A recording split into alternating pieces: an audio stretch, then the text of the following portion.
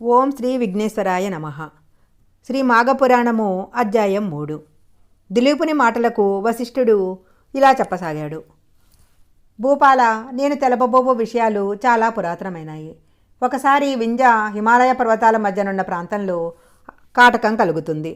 ఆ కరువు అన్ని వర్ణాల వారిని పీడించసాగింది. ప్రజలకు తిండి లేదు, తాగటానికి నీరు లేదు. అంటువ్యాధులు వ్యాపించి జనులు పశువులు చాలా నష్టపడ్డాయి. అందువల్ల యజ్ఞయాగాది కార్యాలు కానీ దేవతార్చనలు కానీ చేయలేకపోయారు. అడవుల యందు తపస్సు చేసుకునే మునీశ్వరులు సైతం ఆ కరువుకి ఆహాకారాలు చేసి ఆశ్రమాలను వదిలి వెళ్ళిపోసాగారు. అప్పుడు భృగు మహర్షి ఆ కరువు ప్రాంతంలోనే నివసిస్తూ ఉండేవాడు. రేవానదీ తీరమునందున్న ఫలవృక్షాలు పంట భూములు లేక నీరు లేక బీడుపడిపోయాయి. తాగడానికి నీరు కూడా లభించటం లేదు. అప్పుడు మహాతపస్వి అయిన భృగు మహర్షి ఆ కాటకాన్ని తట్టుకోలేకపోయాడు. ఎన్నో సంవత్సరాల నుంచి అక్కడ ఉండటం వలన అక్కడి నుంచి కదలటానికి ఇష్టం లేకపోయినప్పటికీ విధి లేక హిమాలయ పర్వతాలకు వలసపోయాడు. హిమాలయ పర్వతాలకు పడమటి దిక్కున ఒక కొండచర్య ఉంది. ఆ కొండచర్య అచటనున్న కైలాస పర్వతానికి చాలా దగ్గరగా ఉంది. అది చాలా తెల్లగా ఉన్నది. ఆ కొండచర్య మీద ఇంద్రనీలాలు ఉండటం వలన దగదగా మెరుస్తూ ఉంది. మహర్షులు సిద్ధులు ఆ కొండ వద్దకు వచ్చి శ్రీమన్నారాయణుడిని భక్తిభావంతో ప్రార్థించారు.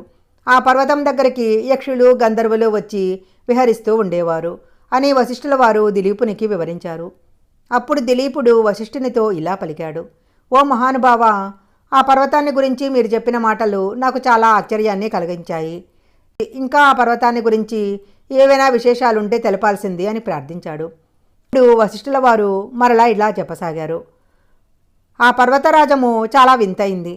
దానిపైన ఉన్న వింత చెట్లు, పురాతన వన్యమృగాలు, అనేక రకాలైన పక్షులతో 30 యోజనాల పొడవు కలిగి 10 యోజనాల ఎత్తు గలదై ఉంటూ ఉన్నది.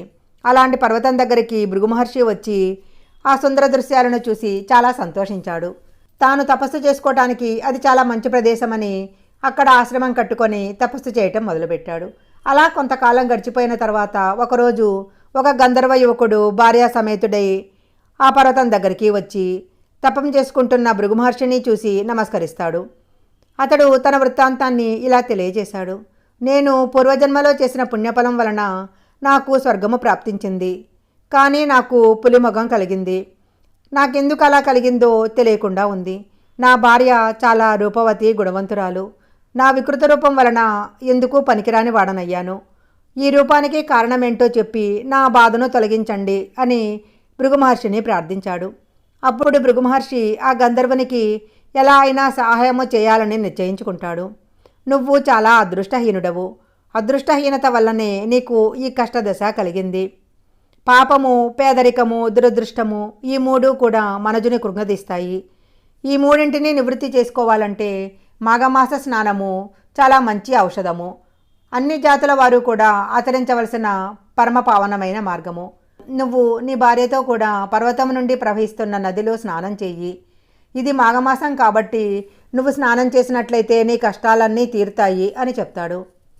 అప్పుడు ఆ గంధర్వుడు భృగు మహర్షి చెప్పిన ప్రకారము అతని భార్య తాను ఇద్దరూ కూడా అక్కడే నివసిస్తున్న నదిలో స్నానం చేస్తాడు. వెంటనే ఆ గంధర్వునికి ఉన్న పెద్ద పులి ముఖము పోయి తేజోవంతమైన సుందరమైన ముఖంతో ప్రకాశిస్తాడు. దానికి ఆ గంధర్వ దంపతులు చాలా సంతోషాన్ని పొంది భృగు మహర్షి దగ్గరకు వచ్చి సాష్టాంగ నమస్కారము చేస్తారు. భృగు మహర్షి వారిని దీవించి వారి లోకానికి పంపేస్తాడు. ఈ విధంగా గంధర్వయుకుని చరిత్రను వశిష్ఠుల వారు దిలీపునికి తెలియజేశారు. చూసావా రాజా, గంధర్వ కుమారుని వృత్తాంతము మాఘమాసంలో పుణ్యనదుల యందు స్నానం చేస్తే ఎలాంటి ఫలితం కలుగుతుందో గంధర్వుని వృత్తాంతము తెలియజేస్తుంది.